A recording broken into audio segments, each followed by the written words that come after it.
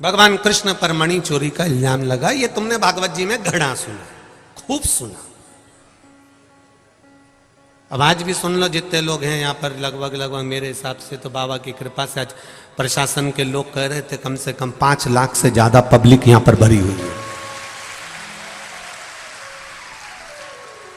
और वास्तवता है आप लोग इतनी संख्या में आए हो, इतनी संख्या में आए हो कि कॉलोनी में जगह नहीं बची रे दादा, इतनी संख्या में। ये शिव कृपा है, बाबा की कृपा। और जहां जगह मिली है वहीं बैठकर सुन लो। ये मत सोचो कि कहीं हमारे लिए कुछ अच्छी जगह मिल जाए, हम अच्छी जगह, तुम्हें जहां मिल रही है वहां चैन से प्रेम से सुनना। तुम यहाँ जगह देखने नहीं आए हो, यहाँ भोलेनाथ जी के दिल में, और भोलेनाथ जी तुम्हारे दिल में बैठने के लिए। आप हृदय से सुनो कर, जहां मिल जाए जगह वहां बैठो। भगवान पर चोरी का इल्जाम लगा, भगवान मणि ढूंढने के लिए गए। सत्यजीत ने चोरी का इल्जाम लगाया। जामवंत के साथ में युद्ध हुआ, मणि भगवान को मिली।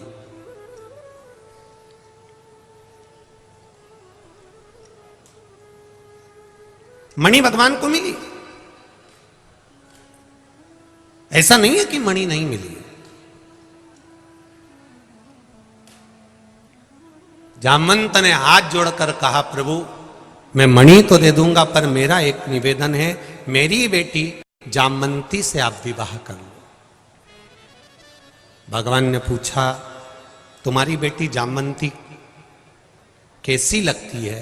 तो कहा, जैसा बाप है वैसी बेटी है। अब बाप कौन था? जामवंत, रीछ, भालू। अब भालू की बेटी रीछ की बेटी, बोलो तो।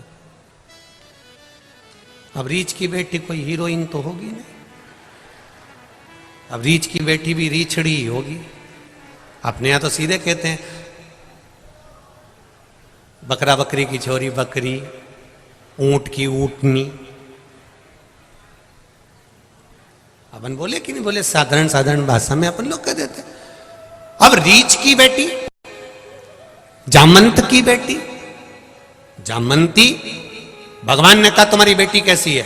तो जामवंत ने कहा मेरे जैसी लगती है। तुम्हारे जैसा लंबा मुंह? हाँ। भालू जैसा मुंह? हाँ। तुम्हारे जैसे चेहरे पर बाल? हाँ। तुम्हारे जैसे बड़े बड़े नख? हाँ। पूरे शरीर पर बाल?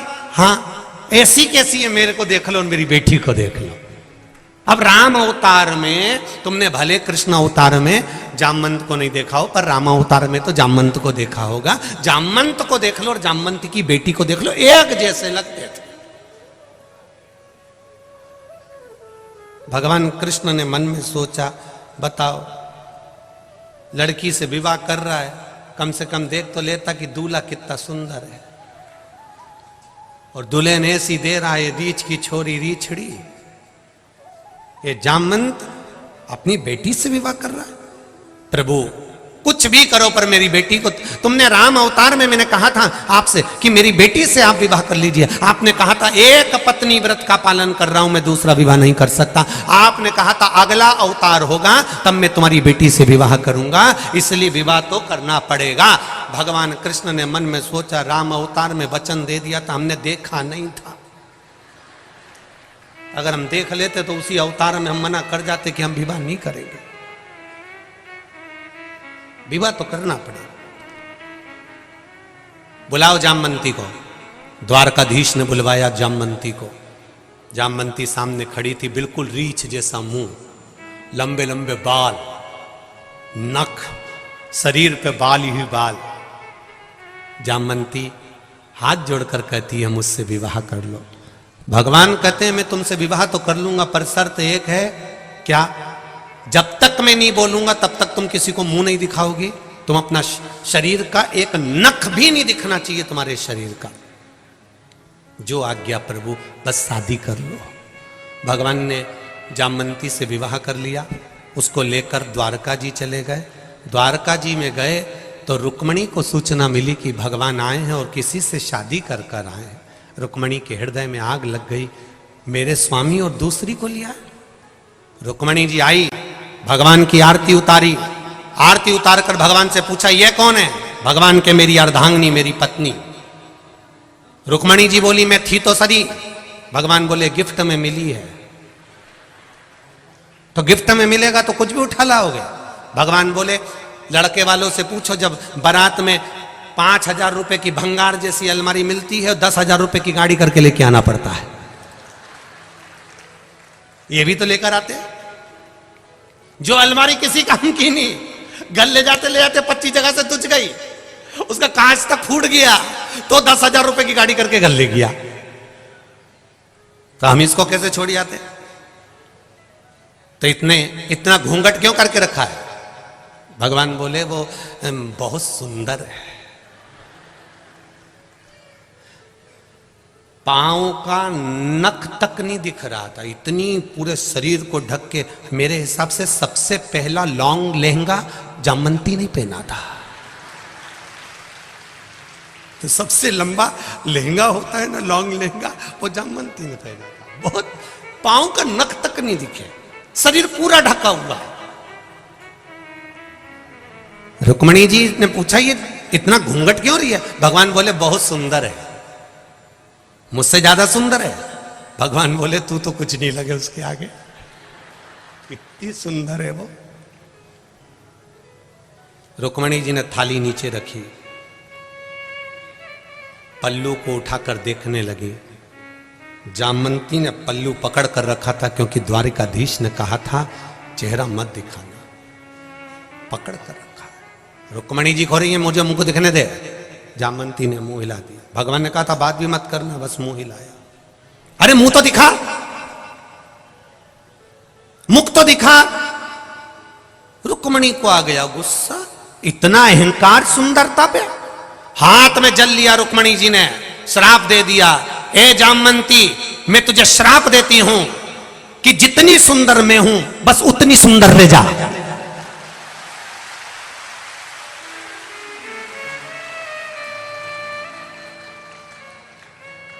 भगवान ने कोनी मार के कहा अब उठा दे, अब उठा तू घूंघट। और जो रुक्मणी जी के सामने जामवंती ने अपना घूंघट उठाया, जामवंती रुक्मणी जैसी सुंदर हो गई।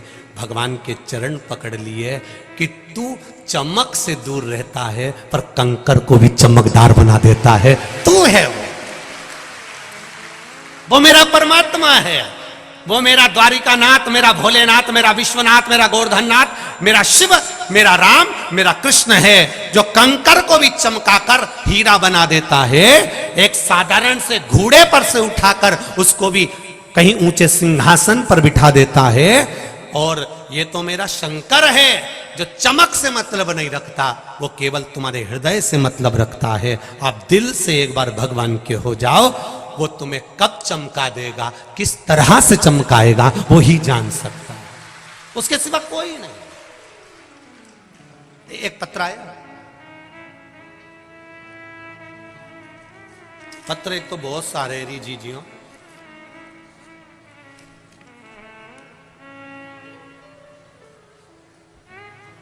अल्पना पांडे, मोबाइल नंबर लिखा है आपने अल्पना जी। शिव जी की महिमा का क्या बखान करूं गुरुदेव। मैं अल्पना पांडे, श्री संजय पांडे, बर्रा 6 कानपुर की निवासी हूं। कहीं बैठी हूं अल्पना जी तो हाथ हिलाइएगा, आपके दोनों कहीं बैठी हो तो हाथ हिलाइएगा। अल्पना जी पांडे कहीं बैठी हो, इधर हैं क्या कोने में? ठीक है, उधर के कैमरे से कैच कर लीजिएगा बाबू। अल्पना जी पांडे इधर हैं, ठीक है, दिख रही हैं क्या? आस्था वालों को दिख गई? आस्था वालों तुम भी अगली बार से 4-5 कैमरा लेके आया करो, बहुत सारे हो गए, इनको कैच कैसे करोगे रे?